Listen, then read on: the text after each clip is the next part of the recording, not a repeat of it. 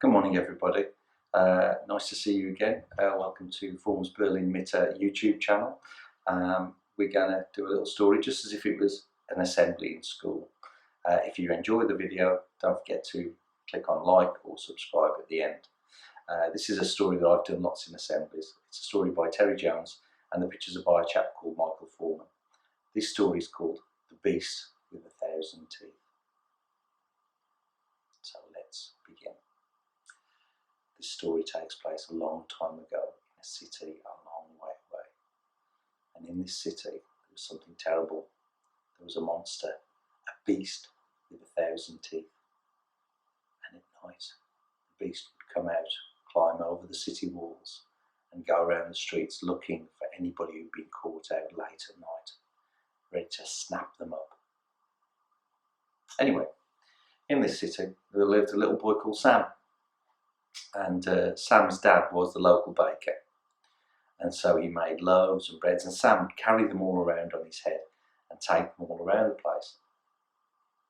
He would visit poor people, and he'd also visit the king sometimes to take some of the king's favourites. And the king's favourites were these lovely doughy cakes with pink icing all over them. Then one day the king made an announcement that was really exciting. The king said, if anyone can rid the city of this beast, I will give them 100 bags of gold. Wow. As you can imagine, it was the talk of the town. And Sam said, oh, wouldn't it be great if I got those bags of gold? Oh, I'd love those bags of gold.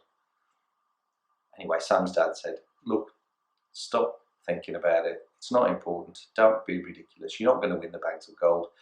Go and deliver those loaves. Anyway, the next day, Sam was thinking about it again. He said, what about those bags of gold? Wouldn't it be amazing to have all those bags of gold? His dad said, don't be ridiculous. Look, I've got a special job for you today.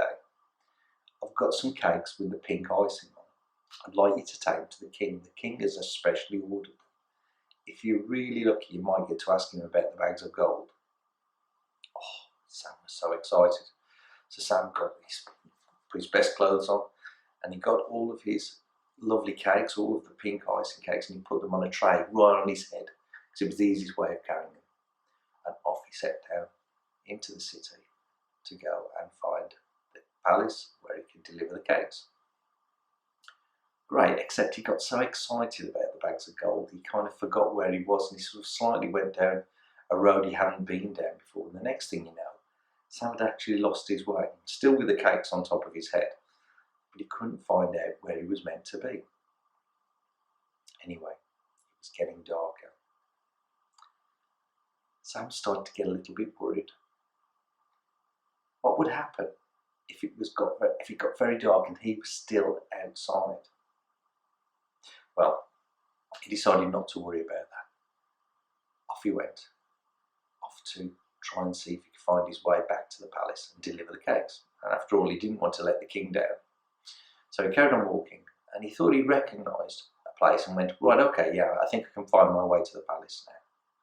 But unfortunately, as he was walking along, he noticed it was getting darker and darker, and all around him, people were shutting their windows. And they weren't just shutting their windows, they were shutting and locking their doors, and they were putting heavy wooden shutters in front of the windows. Well, you know why? Because none of them wanted their houses to be broken into by the beast and the eaten.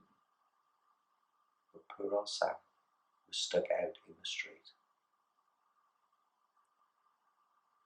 As night drew in, Sam started to panic. He realised that he couldn't get to the palace in time, and also he couldn't get back home in time before it got really dark. So he started to run around, and as he ran around, he could see that he wasn't going to get back. He ran to the nearest door and banged on the door. Let me in, please, I got lost, let me in. I don't want to be stuck out here when the beast comes.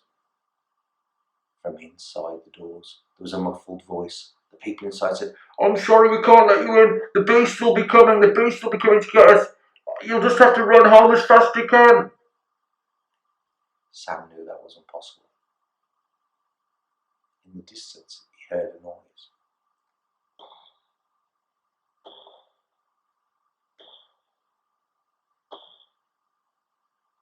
Giant footsteps were coming closer and closer.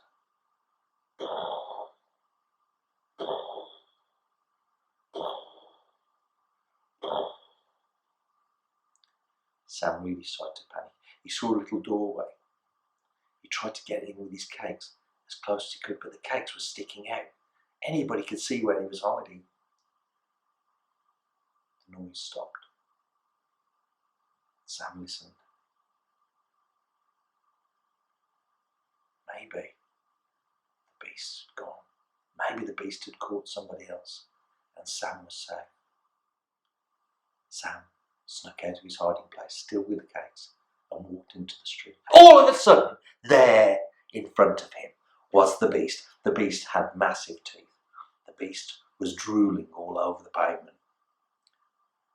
The beast started licking his lips. Sam tried to make a run for it, but before he could, the beast snatched him up with one of his giant claws. Sam said, "Please don't eat me, please don't eat me." And as the monster opened his mouth, Sam threw the sticky pink icing cakes right in the giant's mouth. The beast snapped them up. All of a sudden the beast stopped and said, "Oh, those cakes were lovely. Can I have some more?" Sam said, "If you don't eat me, I'll make you some more. I'm the baker's son, I know how to make cakes."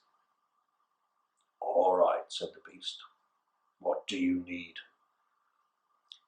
Sam pointed at another baker's shop, one of his father's competitors. He didn't really like the baker very much anyway. And he said, "Everything we need's in there." The beast took one giant paw and smashed through the front of the shop and gathered up all the things to make the cakes. "Oh dear, that didn't go well," said Sam. "But at least I'm still alive." Off went the beast, took him back to his cave. When they got back to the cave, the monster breathed a jet of fire on the stones to heat them up like an oven. Sam got to work mixing up the cakes, making the pink icing. Before long he'd got some lovely cakes and he gave them all to the beast. The beast just snapped them up. The beast fell in love with the pink icing cakes. They were fantastic. They were the best things he'd ever tasted. And he kept Sam there, prisoner, to make his cakes. This went on for a year. Every day, Sam had to make new cakes for the beast to eat, and the monster would just snap them up. Eventually, the monster wasn't interested in eating people at all. He only wanted the cakes. Obviously, everybody in the city was really happy. Nobody had been eaten, but also nobody knew what had happened to Sam. Sam's dad was worried. Meanwhile, back in the cave, there was Sam, making another batch of cakes, when all of a sudden the monster went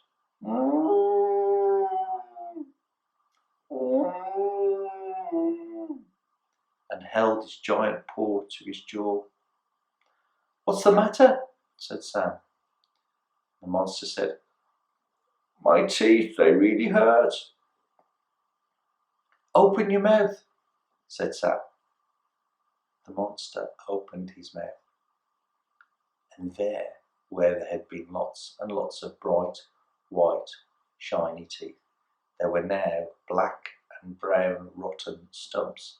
The monster had eaten a year's worth of sugary things and not cleaned his teeth once. "I'm in such pain," said the monster. Sam said, "There's only one thing I can think of to do to help." "Please help me, Sam," said the monster. So Sam took a pair of pliers, which are like these metal things, really kind of not nice, and actually stepped into the monster's mouth and one by one used the pliers and took all of his 1,000 teeth out. It took a long time. At the end of it, the monster said, "Oh, thanks, Sam. That's so much better." Well, what was the monster going to do now? He wasn't going to eat people anymore. He got no teeth. He went back with Sam back home. Everybody was amazed. The king was really amazed. And of course, Sam got his 100 bags of gold, and the beast stayed and lived with them in the pastry shop. And actually, he also helped them deliver all the baked goods. Well, I hope you enjoyed that story, and I hope it's helped remind you to clean your teeth every day. See you soon. Bye bye.